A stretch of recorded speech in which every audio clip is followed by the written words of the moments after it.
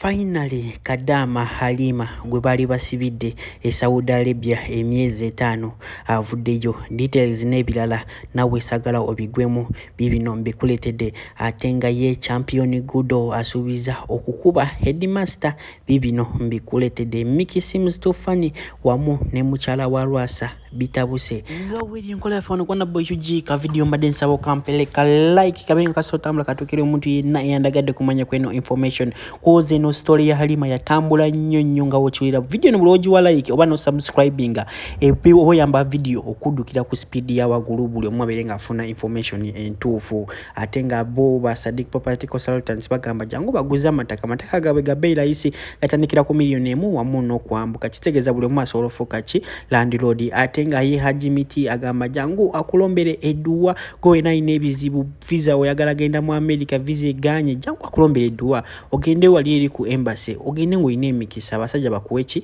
tiki werengo itamu kale katugene mawule gafe agalero olunaku olwejjo bambi wali e Saudi Arabia wabaddewo okujaguza obanga mentino wabaddewo celebrations mu lulimi oluzungu okitegera oba rejuvenating aba Kadama bavuddeyo bambi ne bakolera Halima surprise koza Halima olunaku lwejjo we yavudde mukomera era nga bambi bamukoledde surprise era nga mukomera jabadde badde tebamuyisa bubi era nga mu ka video ako ngenda kubanka ku playingira masa wolirewe babadde bavumani Calvin Kayanja nga bagamba Calvin Kayanja ebigambo byene nnyo besola kwisa mu kamwa kange kozi mukimanyi bulungi nti ndi mutukuvu kale nga sibalwisiza ka video kakano soko kawulire era mbere nga nkomawo n'ebirala bingi nnyo binina mu masa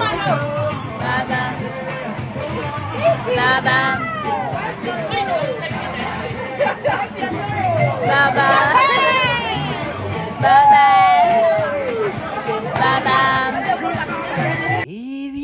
manga tubivuddeko champion Gudo asuubiza alina skin nti we bamutwala ku somero gwagenda osookerako ye headmaster era nga anytime now wajja kuba bamuwa suspension cause yagambye ntino ebikonde yatandise training yamanyi nnyo nga we mulabawo mu video yabadde ne coach Clement nga coach Clement amukwatira mu ku pad nga yagala abirenga waddayo ku somero tayagala bamuvere bagambe ntino bamuwadde basalera alina skin wabula yagala agendeyo lwa kitono kye tino champion Gudo boxer champion Gudo muyimbi bamuwe kitoni bamuwe pasali nga basinzira ku ekyo oshagira lunaku lwencha alina skin wabanga amuvuddeko abirenga solo sigala nga akola kinga asomera ku Kampala Parents obanga international school yona jana abakoze ki jana abagenzeeko obo ntegeera kingamba bawulwa kampirengesa etugawe nsekala bisashoka abayidenga sika nemumenyerawo bona ne bampera nga musomeso babana abakuumayo waliwo obwo bwanyu bwefino obubbi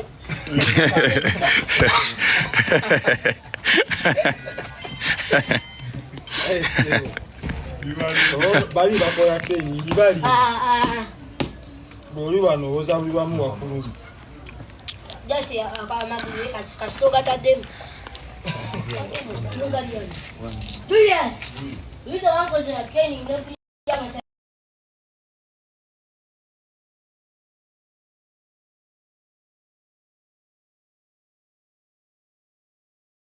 atenga ye omukulu Mickey seems too funny olunaku olwejjo jazungira eyo ekiro yagenze nagwa ku mukazi nga afanana mukyala wa Rwasa enanga gamatino wabanga afunye omukazi nga afanana Rwasa kiba kikoze iki kiba kimala bumazi era nga gamatino ye esanyu lye ndakufuna omukazi nga afanana ko omu ku bakazi abaserebo mukimanyi bulungi tino omukulu Rwasa wano mu Uganda ali serebo era nga tumubala nga omu ku ba influencers tumubala omu ku ba celebrities obanga yadali nuances nga he's one of the celebrities between mu Uganda asobola okuvaayo nayogera ekintu abantu nibakola kino bamuwulira ya Mickey yafunye omukazi nagamba tino ono mupya gweyagala afuule ngane ng'oli omukyala wa Rwasa oli omusomalia gwe yali yakafuna gwe yali yakazaako ng'oluvanyuma lwa Angel oba munfuna kakano ka video ka Mickey era mbirenga nkomawo nebya engineer Akram muchala kuluthumu. But you look like muchala wa Rwasa. Please bring the money. Why can't I bring it? Eh? It was 50 million. Yeah. Oh yeah, I saw it. I'm updated. That's one thing for sure. Wow. So Fali. Yes, please. You're coming to Ankwata. What do you do for a living? Personally, I'll keep it private, but I work in logistics sector. That means she also drives. But she even has good English. What is logistics sector?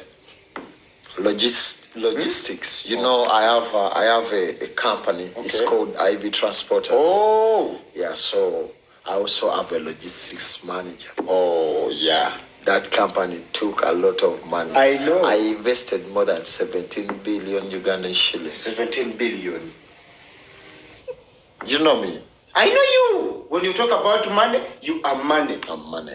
I don't want to talk about it when people I know. Put it up. Yeah. Fari. Yeah, we should keep it private, please.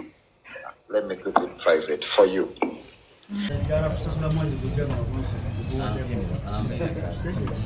Nenga comedy alhamdulillah wana kutuzanira comedy bulungi nnyo era nze mukyala wange olutayengerayo nga akansinkira haja chakula mulenge era sebo tujja sebo yaffe akwala kujisasule buli kimu ekisigadde tukikola ki tukikwasaganye tulabe nga tugule n'abantu abalala tembe tukutte tembo weri tugule n'abantu nga 10 Mugaga gada kwa muona waneno gada kwa wane machindi so tuna watu machindi wajema solo kuchao kwa kuzanyo kama ndio sasa ni walungi nzani kama nirudi kuweza wansende jesende hivyo sebo soko ya abantu wako sasa ndio waneno so tembo ya mekambozi tembo ya milioni akatwaga tugule na abantu ba